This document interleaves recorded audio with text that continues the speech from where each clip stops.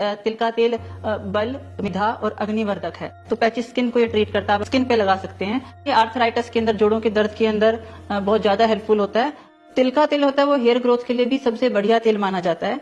लेकिन सवाल ये है कि जो तिल का तेल आप कंज्यूम कर रहे हैं, क्या वो कच्ची घानी से निकाला हुआ है, कोल्ड प्रेस ऑयल है या फिर रिफाइंड ऑयल है? नमस्कार दोस्तों, मेरे हाथ में है तिल का तेल। ये इतना गुणकारी है कि इसे तेलों का राजा कहा गया है। और मेरे साथ हैं कबीर सिहाग, एमएससी फिजिक्स से कर रहे हैं, लेकिन साथ में इन्होंने लोगों को शुद्ध चीजें पहुंचाने के लिए, शुद्ध तेल खिलाने के लिए, पीछे देखिए कच्ची घानी का कोलू लगाया हुआ है और इधर कोल्ड प्रेस मशीन लगाई हुई है। इस तेल में कितने गुण होते हैं ये भी बताएंगे, शुद्ध कैसे तैयार होता है ये भी बताएंगे, और मार्केट में कैसा मिलता है जो आप शुद्धता की उम्मीद में लेते हैं ये भी बताएंगे। पूरा इंटरव्यू जरूर सुनिए, क्योंकि बहुत सी बीमारियों में काम आता है और सेहत को सुधारता भी है। तो चलिए शुरू करते हैं। टेक्निकल फार्मिंग चैनल को सब्सक्राइब करें और बेल आइकन भी दबाएं ताकि आगे आने वाले वीडियो की नोटिफिकेशन आपको मिलती रहे। कबीर जी बताइए कि ये तिल का तेल कितना गुणकारी है और क्या फायदा करता है? तिल का तेल का वर्णन चरक संहिता में आता है। तो चरक जी बताते हैं कि तिल का तेल वात दोष नाशक होता है। जो भी व्यक्ति वात के विकार से पीड़ित है उसको शांत करने के लिए सबसे उपयुक्त जो तेल है उसे तिल का तेल बताते हैं। और एक श्लोक में वो ऐसे कहते हैं कि तिल का तेल बल, मेधा और अग्निवर्धक है। अग्निवर्धक यानी कि जो भी आप खाना खाते हैं उसको पचाने के लिए सबसे सुपाच्य जो तेल है वो तिल का तेल है। आयुर्वेद का ये मानना है कि जो 95% बीमारियां होती हैं आदमी की, इसलिए होती हैं उसका खाना ठीक से पच नहीं पाता। तो सबसे जो सुपाच्य तेल है वो है तिल का तेल।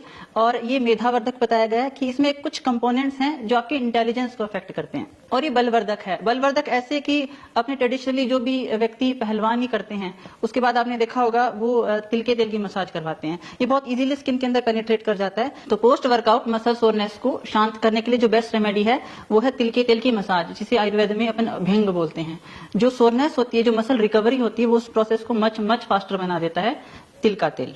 चूंकि इसको मेधावर्धक बताया गया है, इसमें एक कंपोनेंट है जो आपकी इंटेलिजेंस को अफेक्ट करता है शुद्ध तिल के तेल में।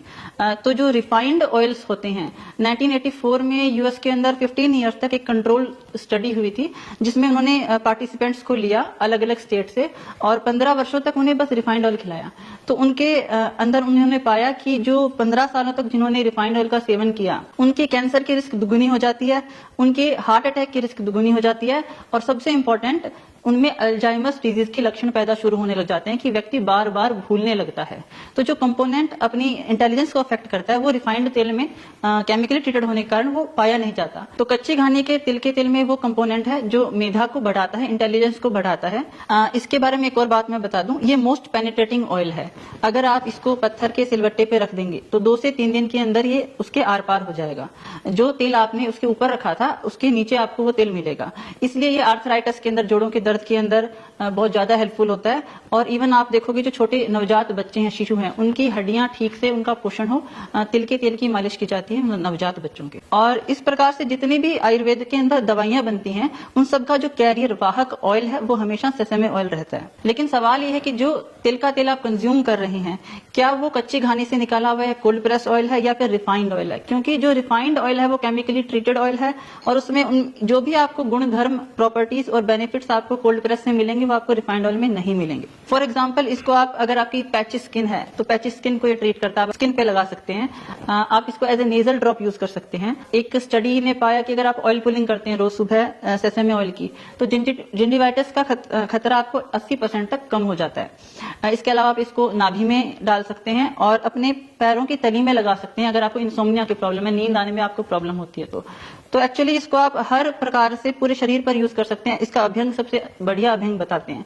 अगर आप किसी भी तेल का अभ्यंग करना चाहते हैं तो उसके लिए जो बेस्ट ऑयल है वो है सेसमे ऑयल। तिल का तेल होता है वो हेयर ग्रोथ के लिए भी सबसे बढ़िया तेल माना जाता है। और एक्चुअली अगर आप साउथ में जाएंगे, ट्रीटमेंट करवाएंगे, शिरोधारा अगर करवाते हैं आप, तो सारे के सारे ट्रीटमेंट्स के अंदर हमेशा तिल का तेल ही प्रयोग होता है। हालांकि वो मेडिकेटेड होता है अलग अलग दवाइयों से आपके रोग के अनुसार, लेकिन जो वाहक तेल होता है वो हमेशा तिल का तेल होता है। लेकिन शर्त यह है कि जो तेल आप खा रहे हैं तिल का वो शुद्ध होना चाहिए और कम तापमान पर कच्ची घानी में निकला होना चाहिए।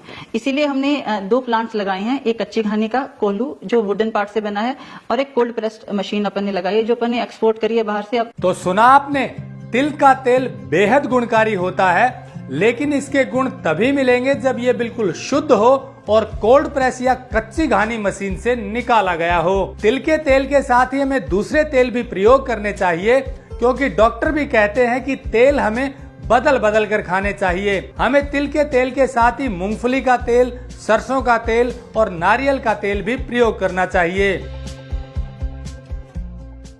इस मशीन के दो कंपोनेंट हैं। एक तो इसका मोर्टार है, जिसको अपन ओखली भी बोलते हैं। एक इसका पेस्टल है, जो जिसको अपन बोलते हैं मूसल। ये दोनों पार्ट वुडन है। तो इसके अंदर सीड क्रश होता है। तो मिनिमम टेम्परेचर पॉसिबल पे अगर सीड क्रश होता है वो इस मशीन पर होता है। तो इस वे से अपन इंश्योर कर पाते हैं कि जो भी गुण धर्म तिल के हैं वो इंटैक्ट रहें तिल के तेल में जो अपन खाएं। इस तेल को वुड प्रेस तेल बोला जाता है और इसके अंदर और कोल्ड प्रेस ऑयल में कुछ डिफरेंस होता है। वो डिफरेंस मैं आपको बताता हूँ कि क्या होता है। ये कोल्ड प्रेस मशीन है। ये जनरली, क्योंकि दूसरे देशों में घानी होती नहीं है, अपने जो ट्रेडिशनल इक्विपमेंट है जिससे अपन ऑयल एक्सट्रैक्ट करते हैं, ये वुडन मशीन दूसरे कंट्रीज में अवेलेबल नहीं है। तो दूसरी कंट्रीज में कोल्ड प्रेस ऑयल इस मशीन से निकालते हैं। दोनों के अंदर टेम्परेचर डिफरेंस ज्यादा नहीं रहता, 5 से 10 डिग्री का टेम्परेचर डिफरेंस रहता है जो ऑयल एक्सट्रैक्ट होता है उसमें। इनफैक्ट अभी दोपहर है, हमने दोनों मशीन में निकाला और इसका टेम्परेचर कोल्डर था उस मशीन से। इस मशीन का एक बेनिफिट ये है, हमें ये मशीन इसलिए लेनी पड़ी क्योंकि वो मशीन इतनी प्रैक्टिकल नहीं है, इतनी एफिशिएंट नहीं है। पूरे दिन भर बूंद बूंद कर कर उस मशीन में 25 से 30 लीटर तेल हम निकाल पाते हैं। ये machine on the other hand 50 to 100 litres of the oil produce कर सकती है डिपेंडिंग अपॉन द सीड कि कौन सा दाना अपन इसके अंदर डाल रहे हैं। क्योंकि दोनों का टेम्परेचर मोस्टली सेम ही रहता है ऑयल एक्सट्रैक्शन का, दोनों की क्वालिटीज और प्रॉपर्टीज के अंदर ऑयल की ज्यादा डिफरेंस नहीं आता है। तो दोस्तों, जैसा आपने देखा, कबीर यहाँ पर कच्ची घानी से और कोल्ड प्रेस मशीन से शुद्ध तिल का तेल निकालते हैं। एक और डिफरेंस आपको दिखा दें ताकि आपको भी पता चले कि असली कच्ची घानी का कैसे होता है। ये जो आप तेल देख रहे हैं ये है आपका रिफाइंड ऑयल और ये है आपका कच्ची घानी का तेल।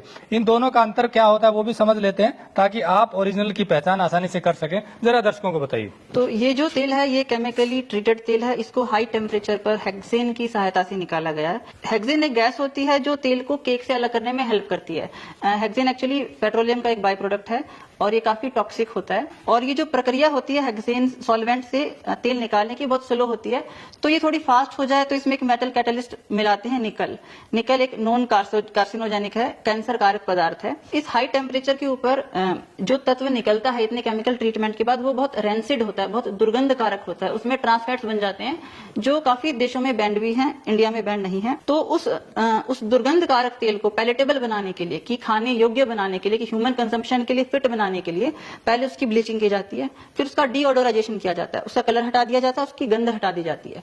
फिर वो थोड़ा तेल स्टेबल बन जाए, उसकी शेल्फ लाइफ थोड़े लंबे समय तक टिकी रहे, तो उसका स्टेबलाइजेशन और विंटराइजेशन किया जाता है। उसके बाद आपको ये जो मिलता है तेल में से सारे गुण हटाकर, ये एक तरल पदार्थ है पानी के जैसा। इसके अंदर मैं नहीं मानता कोई भी गुणकारक एक भी चीज है। ऑन द अदर हैंड जो तिल का तेल है इसकी शेल्फ लाइफ 1 साल होती है। लेकिन मैं रिकमेंड करूंगा आप इसका सेवन निकलने के 6 से 8 महीने के अंदर अंदर कर लें, क्योंकि इसमें जो जैविक तत्व हैं वो डिग्रेड होने शुरू हो जाते हैं। इस तेल का ऑक्सीडाइजेशन शुरू हो जाता है, क्योंकि जो चीज जैविक है वही खराब होगी, जो ऑलरेडी केमिकली ट्रीटेड है या केमिकल है वो कभी खराब नहीं होगी। अगर आप किसी सुपरमार्ट में जाते हैं, आप ब्रेकफास्ट सीरियल्स के आइल्स देखते हैं, तो वो जो भोजन पड़ा है उन काउंटर्स के ऊपर वो पहले से ही मृत है, वो डेड फूड है जिसकी कोई, जो आपके शरीर को पोषक तत्व नहीं दे सकता, नरिश नहीं कर सकता। ये ऑन द अदर हैंड जैविक तत्वों से भरपूर है। ये आपके शरीर को नरिश करेगा, आपको नरिश करेगा। जिस जिस चीज की आपके शरीर को आवश्यकता है वो आपको प्रदान करेगा, क्योंकि इसको प्रकृति ने बनाया है और उस तेल को मानव ने बनाया है। तो दोस्तों, जैसा कबीर ने बताया कि इनकी कोशिश है कि लोगों तक शुद्ध तेल पहुंचे। ये तिल के तेल के अलावा सरसों का तेल, मूंगफली का तेल, नारियल का तेल और पीली सरसों का तेल भी अपने इसी कोलू पर निकालते हैं, कच्ची घानी कोलू। और जो साइड में देख रहे हैं आप कोल्ड प्रेस मशीन, इसमें निकालते हैं। आपको भी यदि तेल चाहिए तो ले सकते हैं, क्योंकि हम आपको ऐसे लोगों से मिलवाते हैं जो ईमानदारी से अच्छी चीजें लोगों तक पहुंचाते हैं। इसी कड़ी में आज आपको मिलवाया कबीर से। और एक चीज और आपको बता दें कि आप शुद्धफार्म.com पर भी ये चीजें ले सकते हैं, क्योंकि हमारी कोशिश है कि किसानों को या अच्छा काम करने वाले लोगों को एक ऐसा डिजिटल प्लेटफॉर्म मिले जिस पर ग्राहक और किसान सीधे जुड़े। तो जुड़े रहिए टेक्निकल फार्मिंग से, आगे भी आपको ऐसे लोगों से मिलवाते रहेंगे। नमस्कार, जय हिंद। अगर आपको यह वीडियो पसंद आया है तो ज्यादा से ज्यादा लाइक और शेयर जरूर करें। साथ ही चैनल को सब्सक्राइब करना ना भूलें।